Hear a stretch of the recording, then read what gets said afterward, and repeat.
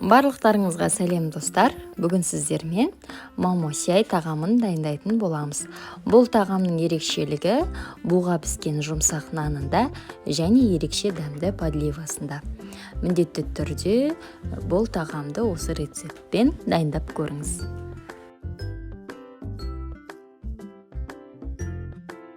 Алдымен бұл тағамның нанын дайындап аламыз. Ол үшін жылы суға аздаған тұз, ашытқы және де сұйық май қосып, барлығын жақсылап араластырамыз.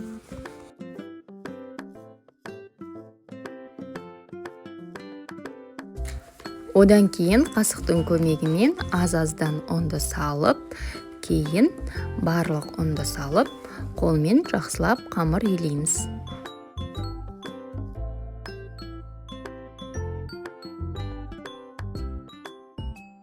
Бізде осындай қолға жабысқақ қамыр пайда болады. Кейін оны кішкене сұйық май қосып тағы да илеп жіберсеңіз, қолыңызға жабыспайтын әдемі қамыр болады.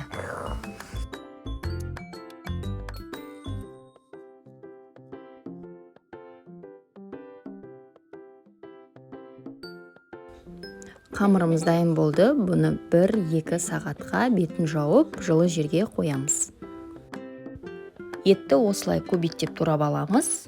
Еттің көлеміне байланысты туралған етке 2 немесе 3 ас қасық соевой соус құйып, 10-15 минутқа қоямыз. Қазанымызды қыздырып, қажетті мөлшерде сұйық майды құйып аламыз да. Қызғаннан соң соевой соустағы етті жақсылап оттың астын қаттырақ шығарып, қуыратын боламыз.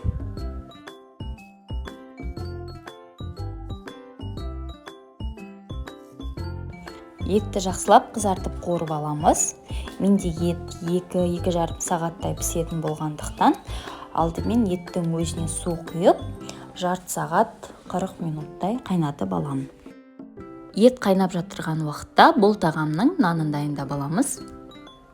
Описаниеде бұл тағамға қажетті мөлшердің барлығын жазып қалдыратын болам. Егер сіз бірнеше адамға дайындайтын болсаңыз, описаниедегі мөлшерді көбейтіп жасасаңыз болады. Тестомызды 1-2 бөлікке бөліп алдық. Әр қайсысын дәл видеодағыдай жұқарақ етіп жаямыз.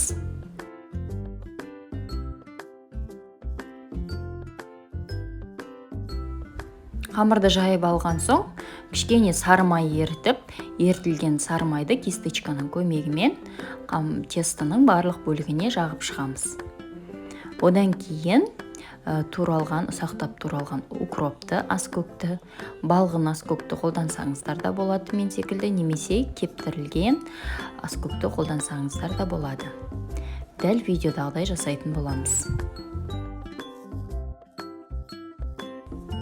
Екінші күлшені де дәл солай дайындап аламыз.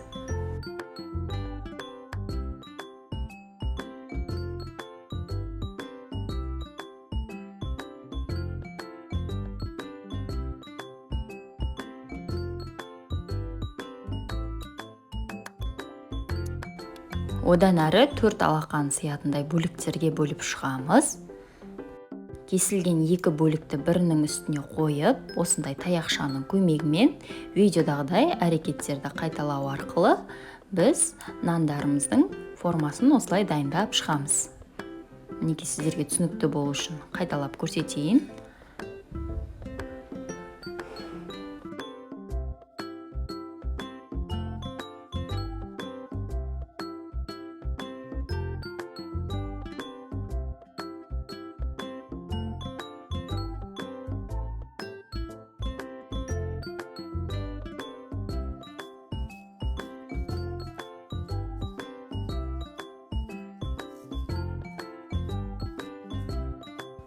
Бұл нандарды мантоварканың көмегімен буда пісіріп алатын боламыз. Мантоварканың листыларын майлап, осылай орналастырамыз. Арақашықтықты сақтап, күлшелердің бетіне тағы да сары май жағып шығамыз. Өйткені жұмсақ болып пісу үшін суды қайнатып 35-40 минутта пісіріп аламыз.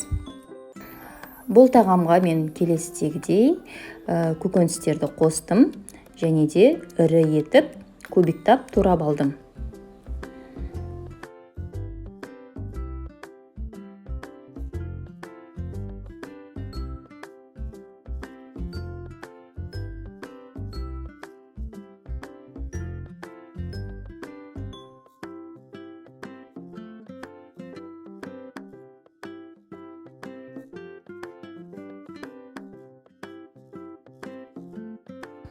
Көкөністердің барлығын осылай турап дайындап алдым. Сізде ет тез пісетін болса, бірден көкөністерді салып қуыра берсеңіз болады. Мінекей менде еттің суы сарқылған. Алдымен пиязды салып, жақсылап қызартып қуырып аламыз.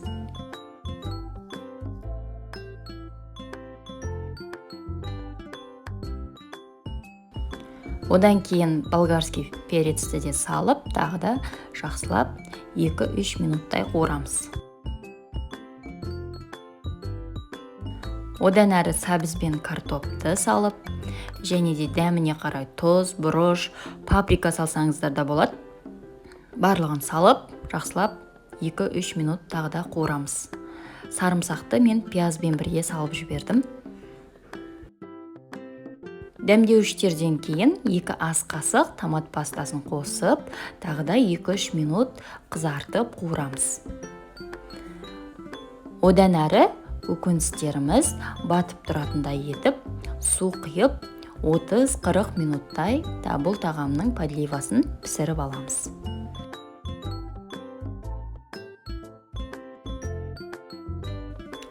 Мінекей бізде момо-сяй тағамы дайын болды. Үлкенірек тарелкаға алдымен подливасын, барлық сұйығын салып аламыз. Одан кейін мантаваркадағы нандарды бетіне орналастырсақ болады. Қалауыңызша ас көкпен, петрушкамен, немесе көк жуамен әсемдесеңіз болады.